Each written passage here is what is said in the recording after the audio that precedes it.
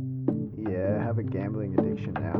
Been recently getting into CSGO 20. And my gambling addiction, I'm healing it. Welcome back to Who Watches Us, the movie podcast where we watch the movies, but who watches us? Yeah, This welcome is episode. back. This is episode 24. Yeah, welcome back to the show. It's been a while. Yep, it's been a while. There'll be some episodes coming out before this, but you know, this is present-ish day. Not to date this or anything, but there was a little bit of a gap there. Yeah, the podcast had to go on hiatus for a little bit, but now we are so back. We're so back. And how have you been? How the hell have you been? I've been good. Been good. Been busy, but been good. I got a new cat. Yeah. Big Pickles, mate. Big Pickles, who's currently Little Pickles because he's still a bit of a kitten. He's a menace, but he's good. Hell yeah. Yeah, I saw some videos of him doing some just unsavory things. It's all over the internet. Yeah, he's Pickles is cancelled. he's getting cancelled. He's a. I caught him on the streets of Paris in a pickpocket. That's why they call him bloody Pickles, man. Yeah, pickles your pocket. Mm. Yeah. Yeah. This is this feels like episode 1 all over again. It's just getting back into the swing of things. Trying to get used to shit all over again. Yes. Well, I had a little thought. I haven't told you about this. Okay. But I don't know if we've ever done our top 3 movies. I think Our top new 3. year, new format. Why not reintroduce ourselves and a little bit about ourselves? You know, let people know what we like. Yeah. Yeah. Wow. Okay. You have caught me off guard. Let me Oh, I was hoping. pull up my letterboxd. No, I don't want you to think about it. Okay. I want you to just go. All right. I'm not looking. My top 5. Top 3. I said top 3. Yeah, I can count. I think The Crow with Brandon Lee. That's one of my faves. Yep.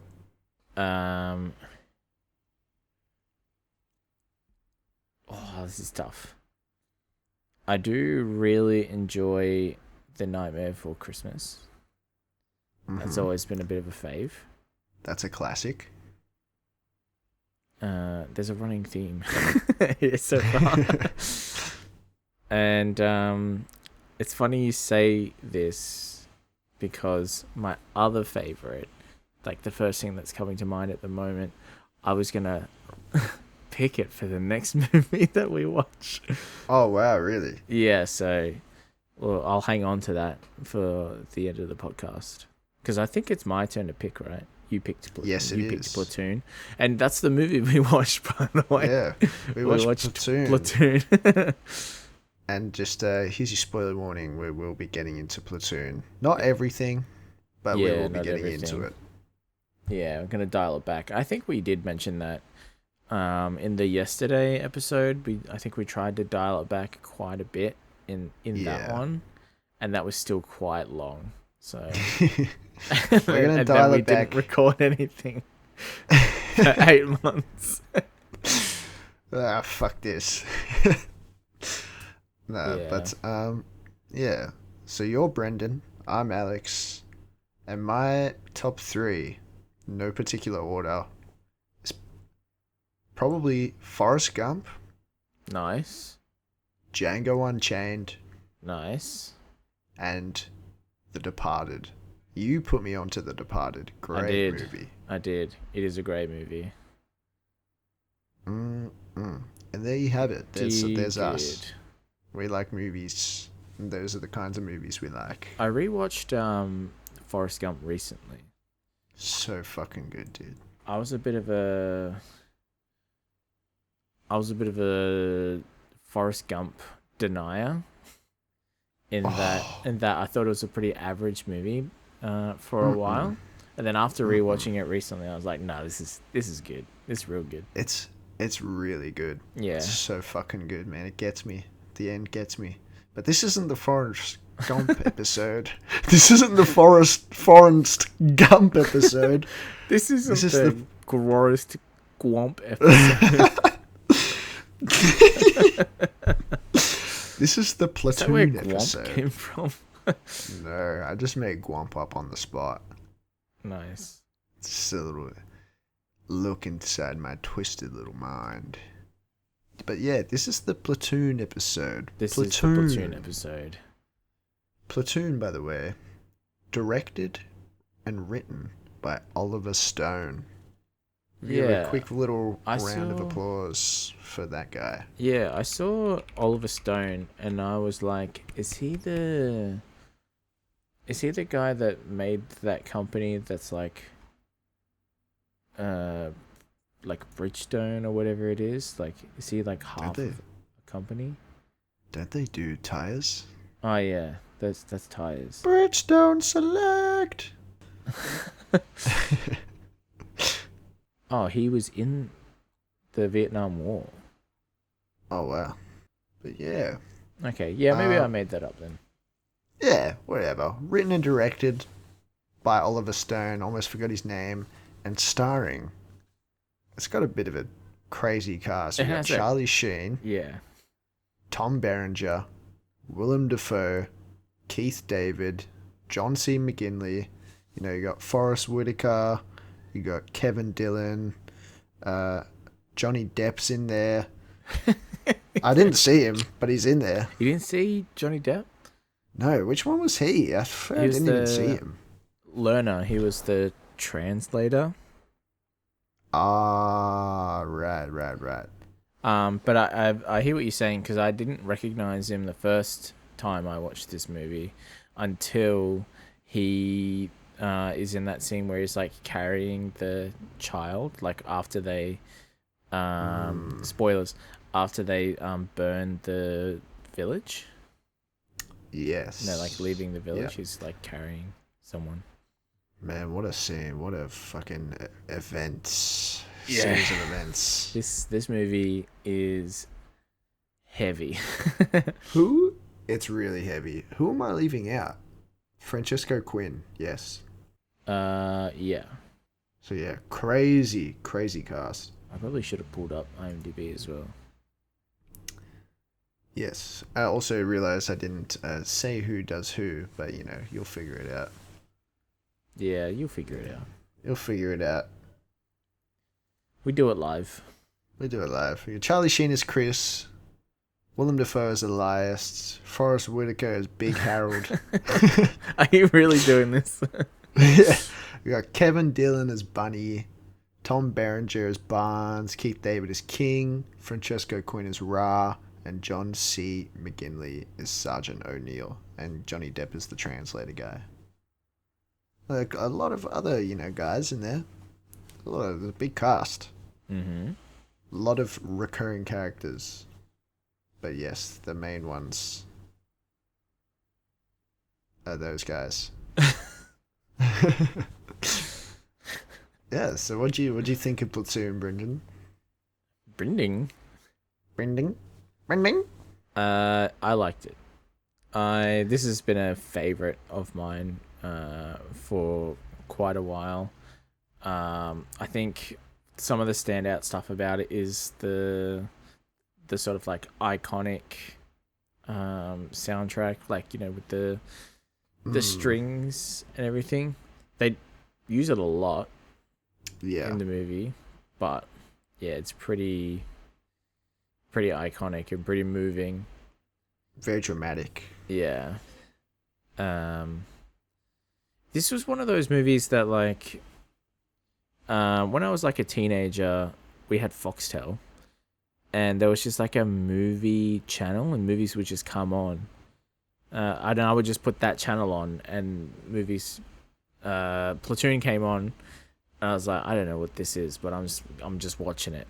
So like I accidentally discovered Platoon.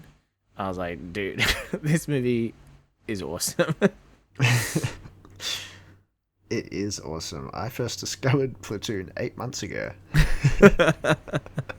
When we were supposed to record the podcast. Yeah. I saw a couple clips on YouTube Shorts, which is where I get a lot of my recommendations. Yeah. I say that looks interesting, and then I recommend it.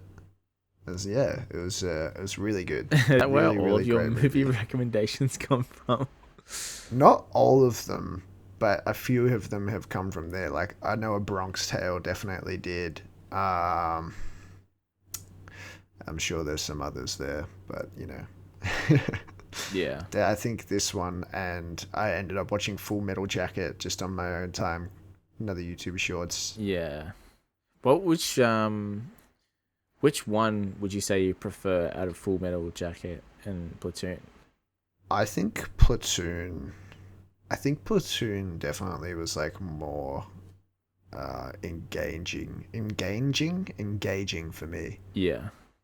I think, not to spoil Full Metal Jacket, but it ended on a really just bleak note. Even though Platoon kind of did as well. Mm-hmm. I feel like I was more satisfied with Platoon's ending than the other one, and maybe that's just something about me. I don't always need satisfaction. I need some kind of payoff. No, I definitely get that, and I also think I've always sort of felt that Full Metal Jacket. Welcome to the Full Metal Jacket podcast. It sort of feels like two movies, in a sense. Like I can see that. There's the before, and then there's the during. Yeah. They're in like, what is it, like Hanoi or something? I'm probably making that up. Yeah, I'm not sure. But I'd have to agree with you. Like, I think I prefer Platoon. Yeah, I just think it was really, really good. What really stuck out to you? Like, what's, you know,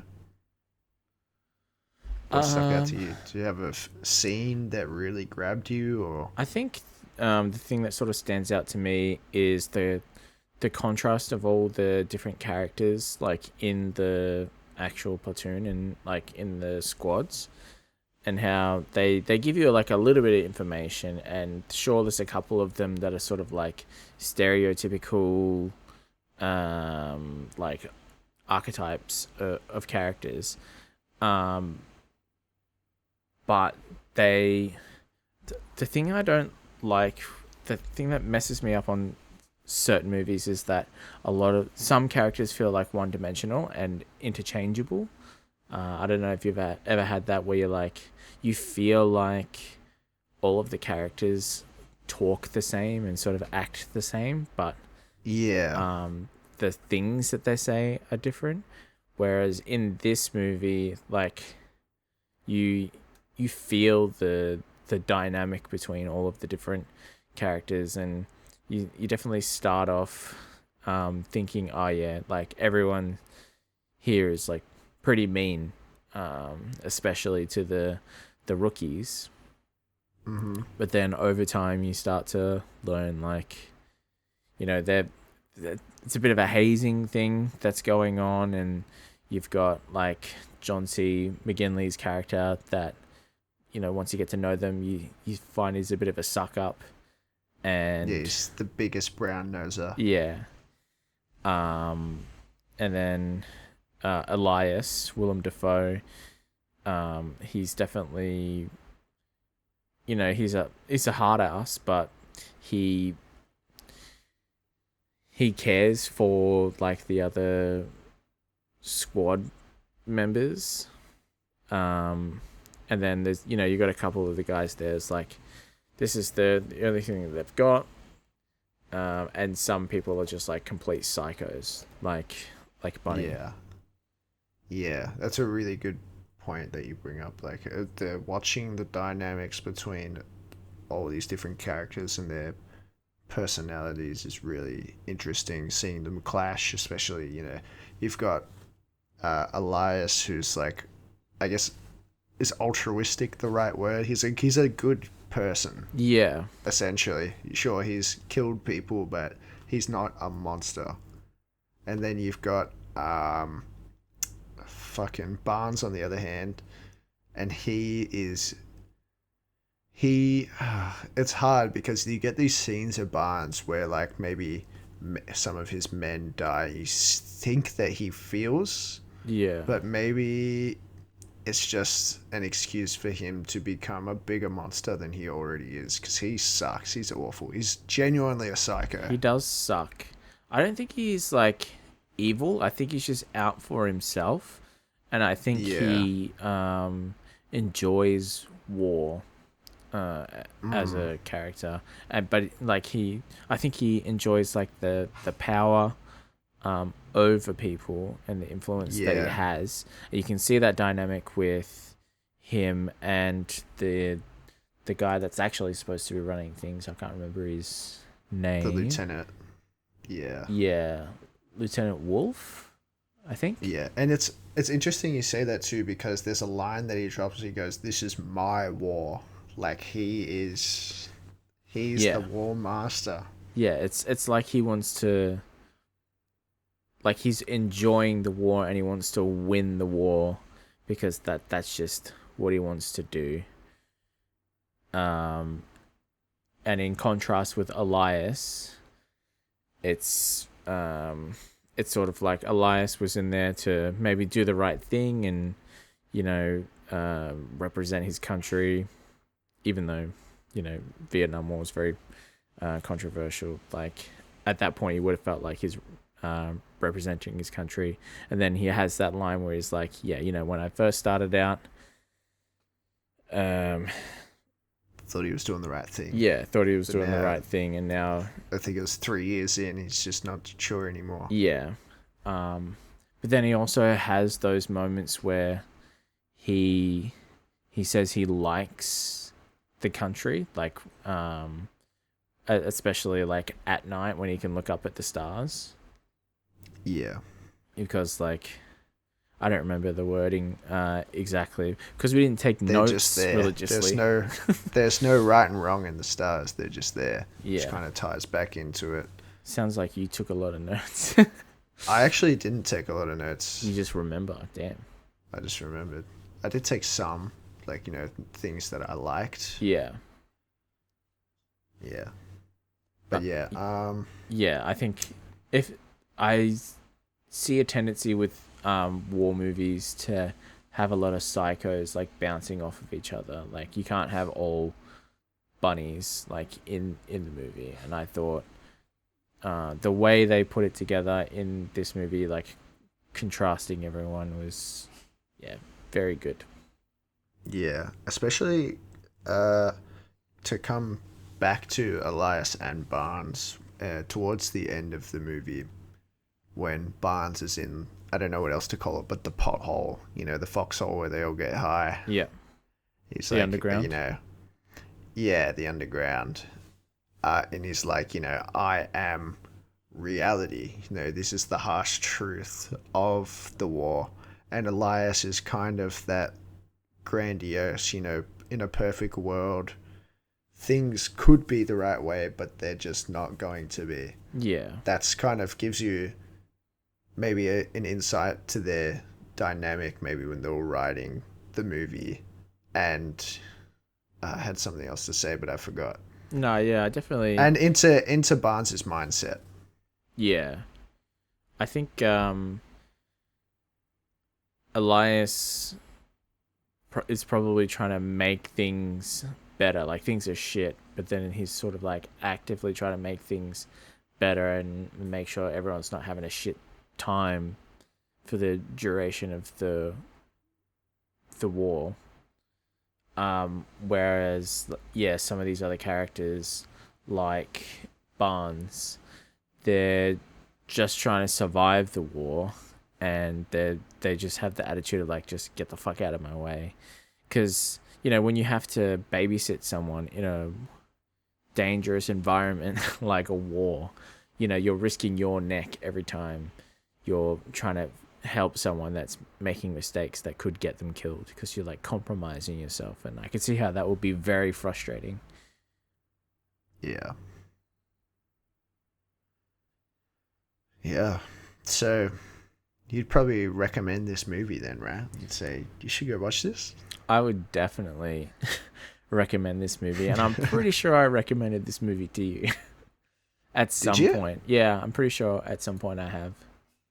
Maybe. Yeah, probably. Honestly. Yeah. Yeah. This is a fantastic movie. Yeah. There's some pretty graphic themes in the movie that aren't always explicitly shown, but are alluded to. So that could be very confronting. So I wouldn't recommend it to everyone. Not a fan of violence, and maybe SA Yeah. stuff like that. Yeah, there's definitely like, this is one of those movies you look up the trigger warnings ahead of it. Yeah, not good if you. Well, I wouldn't say don't enjoy. It's not like we enjoy those things, but if you can't stomach it, if it's triggering, don't get into it. Touching a bit more on some of those, very graphic themes. The village scene. Yeah. The village. Wow. Very confronting. Simultaneously, sorry, it's kind of my favorite and least favorite part of the movie. Yeah. Just very confronting, very real, very disgusting and disturbing. Um, it's just fucked up. You can see how things can spiral out of control very quickly, particularly when it comes to peer pressure, like, and letting your emotions get the better of you. Like, Yeah. What's his name? Chris. They call him Taylor. Taylor. He has like, a pretty emotional moment, and he loses his cool. But when the peer pressure comes in, where they're like, yeah, just kill him, just do him, like get it over with. Better judgment comes in on his part, and he takes a step back and moves on. But there's people in the squad that are psychos, and like that Bunny. that little bit of emotion can spiral onto somebody else. Yeah, man. I did write a little bit down for that scene, because that was just insane. And not long before that, which I think, probably something to keep in mind, is Taylor and another guy called Manny were sent out on guard while they were like moving through on their way to the village. And they find Manny like, I don't know, it was like a couple miles down next to the village, the river, just with his neck slit open, and he's well dead. And I wonder if in his mind he was like, that could have been me. If he had told me to go if they had swapped positions somehow, like he told him to go to Manny's position and vice versa, that would have been him. So I wonder if that left him a little bit on edge, and being in the jungle for like a couple weeks, fuck all sleep, just wearing very thin on him, and the paranoia just getting to everybody, and he just kind of cracks in that moment. Yeah, I think it's a good point. He definitely could have been putting himself in those shoes. I also think something to account for is that it wasn't like a firefight or anything. It wasn't like your traditional sort of war sequence. It was murder and then putting his body on display. Like it was a very intentional move from Yeah. whoever they're fighting. And it's a bit of a message. And I think like a ticket or something was like nailed into his chest or something like that. Like it was a Yeah, it very was something. very deliberate, like in your face way for what are they VMC? What do they say? AVM? Uh, uh, NVA, North And Vietnam Army, I think. right. Yeah, very in your face way for the NVA to like antagonize the American army. And I think Chris probably took it pretty personally in that sense. Yeah. And then, yeah, obviously not long after, he's in a house, he's clearing it out, getting these, just villagers out of this foxhole. It's very clearly disabled man. He has one leg, and he doesn't speak English. He's like, "Why didn't you just listen to me? Why didn't you just listen to me?" And in that moment, he just breaks. He starts shooting at his feet, going, "Dance, dance!" It's horrible. Yeah. And to see someone who, at the start of the movie, was called a crusader, fold under that kind of peer pressure and become just like the people around him who he doesn't want to be like. And then Bunny takes it a step further, and even, you know, what's his name? John McKinley's character. Even O'Neill? he's horrified. O'Neill. Even he's horrified. I know he's a kind of a coward, Yeah. but yeah, He tries to he's de-escalate everything. Yeah. Yeah, just insane. And then it only transpires from there. They all think the whole village is NVA, and they're just telling Barnes to just do the whole village, burn it down. And there's a lady there, she's screaming at him, and he just puts one in her. And yeah, things just go up from there, man. It's just crazy. Just insane. Horrible, but just so well done. Yeah. Well done in the sense that this feels way too real. Yeah. And I think, you don't really know. I don't think it's really answered whether or not, like, your immediate sort of judgment is that, they are just villagers that were forced into aiding the NVA. But you don't really have the satisfaction of knowing that they were just innocent or anything like that. So Yeah. there is that sort of doubt that's in there that they could have, been along for it. Which is yeah, pretty clever way to write that, because it kind of puts you into the mindset of the soldiers. yeah. Who are there. Like, you're just as uncertain as they are. Yeah. It's just a heavy movie. It is. Yeah. Yeah, I think. Because of those reasons. Oh, sorry. I think I should let you go. You go. No, you go. Well, I was going to kind of move it forward a little bit and ask you what was your favorite part of the movie? My favorite scene. part. Favorite scene. I know you said the dynamic was really fun to watch between the characters. I really liked the first thing that comes to mind is I really liked the payoff of Elias coming to see Chris before they like move out and take all of his shit off him. Like, you don't need this, fuck this off. Yeah. You don't need that. Yeah, that was sweet. Because like, he's like, I'll hold some of your shit. Like back at the start of the movie, I'll hold some of your shit now but next time we go out, come see me and I'll sort you out. I thought that was a nice payoff. Yeah. The underground smoking scene is pretty iconic. Yeah, that part's great. So funny. Yeah. Who walks in and is just a fucking dude with a gas mask on, everyone's blitzed as fuck.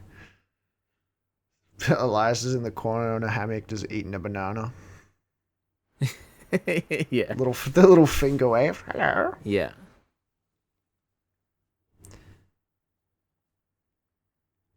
Yeah. Just a great movie. You should watch this movie. Anyways. What about yourself? Yeah, that one's kind of a tough one. I guess there's a couple. You know, when Barnes is in the underground, when he's doing his little speech, I thought that was pretty not cool, but you know, it was a moment. Yep.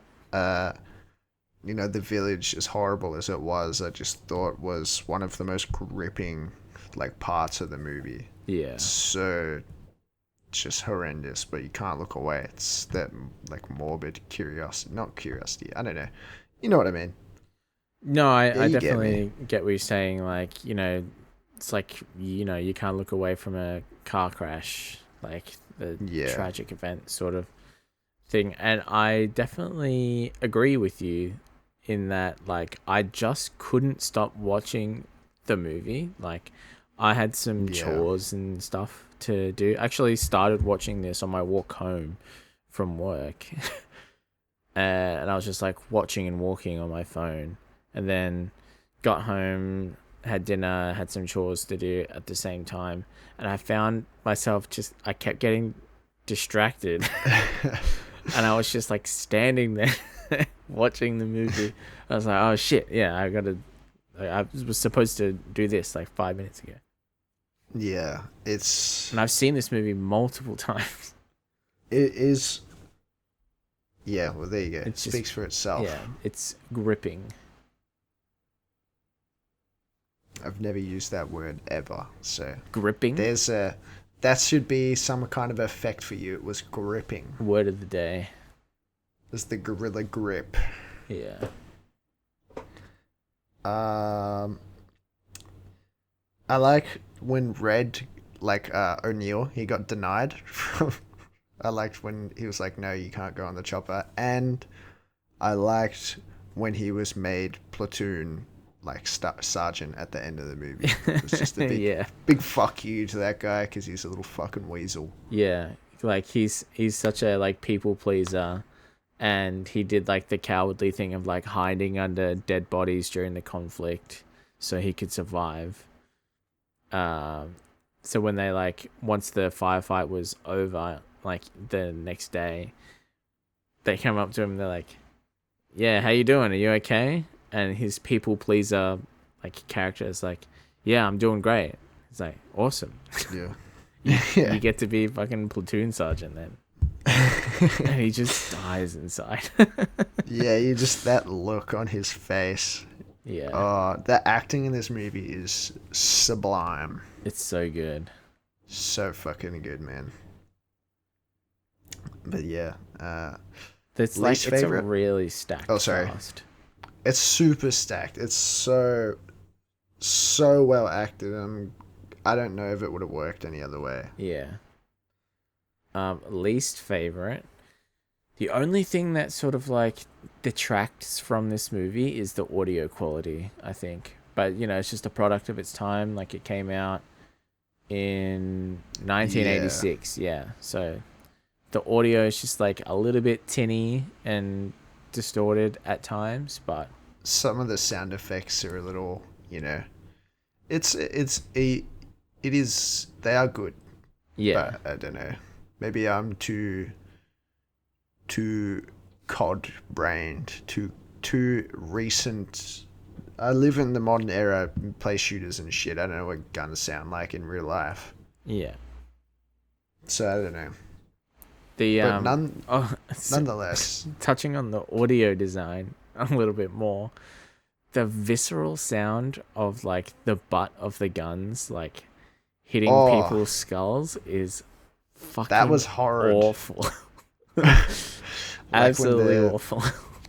the guys getting beaten to death in Yeah. the hole or in the village. It's just Yeah. oh oh man. Yeah. Yeah. Yeah. Yeah, it's I said so it's uncomfortable. very very uncomfortable. I did say before, favorite and least favorite, the village. It's just fucking horrible.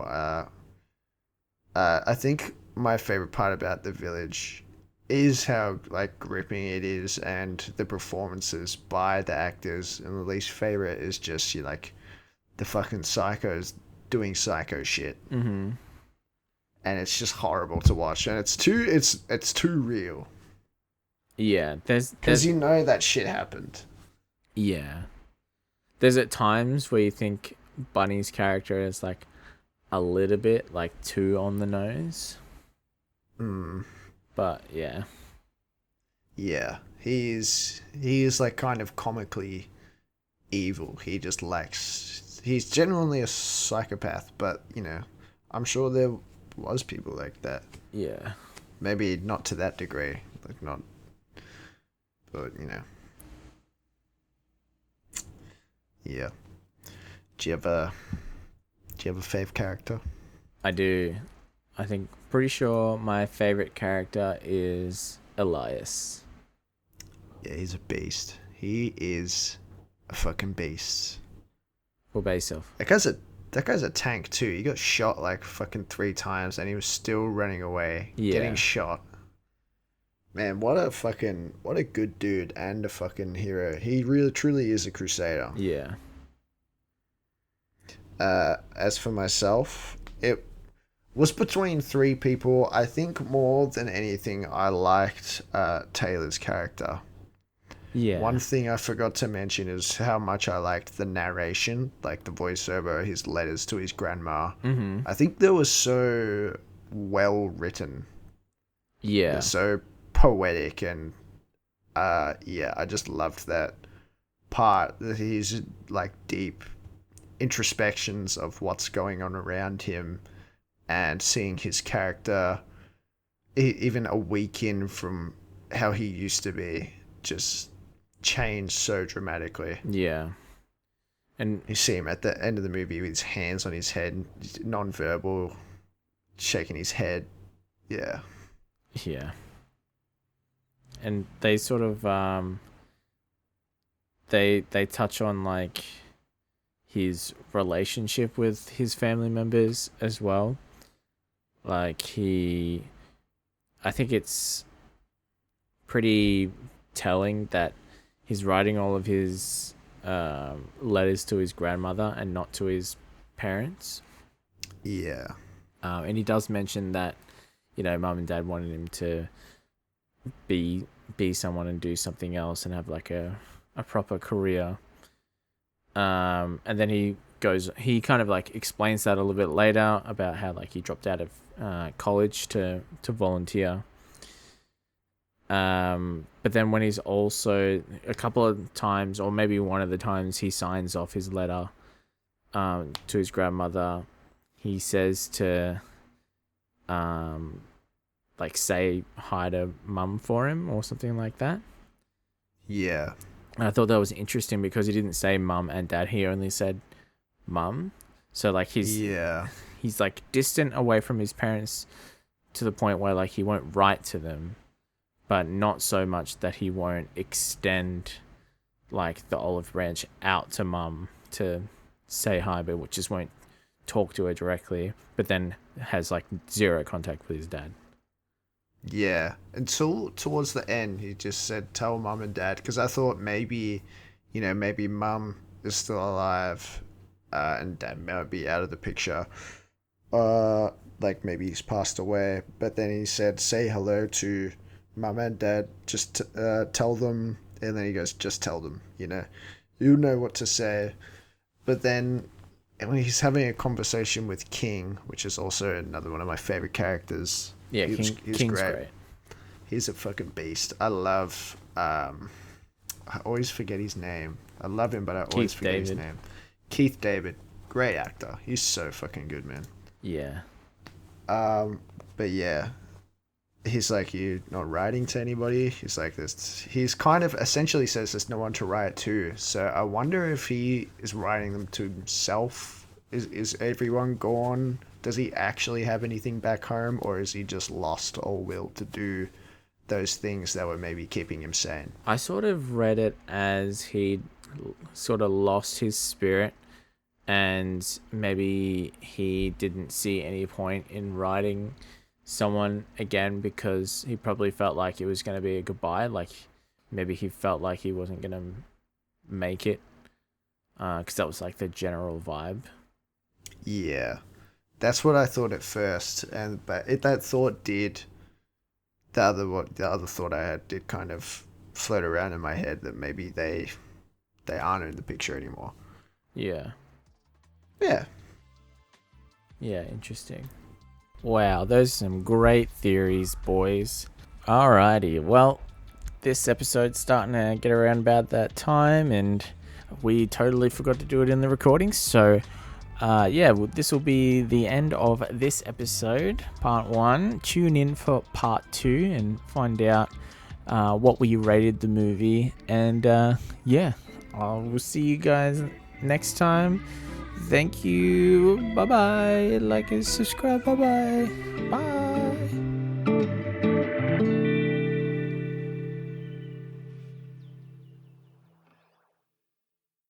Boom chaka chaka boom chaka chaka ba ba boom chaka chaka boom chaka chaka ba ba boom la boom la boom la boom la blah blah blah blah boom la blah blah boom boom la boom la ba boom ba ba ba ba ba ba ba ba ba ba ba ba ba ba ba ba ba ba ba